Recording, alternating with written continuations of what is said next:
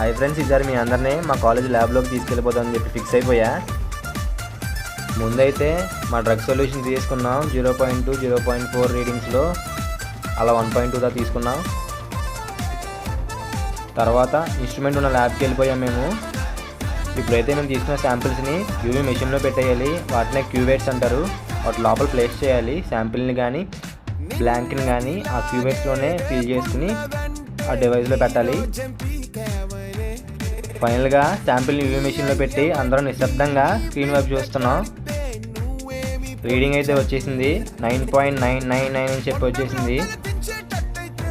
అప్పుడే అర్థమైంది ఇది మా ఎక్స్పెరిమెంట్ అయితే కాదు, మెషిన్కి మన మీద ఏదో కోపం ఉందనుకుంటా, అందుకే అలా వస్తున్నాయి రీడింగ్స్. ల్యాబ్లో నేర్చుకున్న అసలు విషయం ఏంటంటే రీడింగ్ కరెక్ట్ రావడం కంటే మేడంకి ఎలా ఎక్స్ప్లెయిన్ చేయాలో తెలుసుకోవడం ముఖ్యం. యూవీ మెషిన్ కాదు, మా పేషెంట్స్ని టెస్ట్ చేసే మెషిన్ ఇది.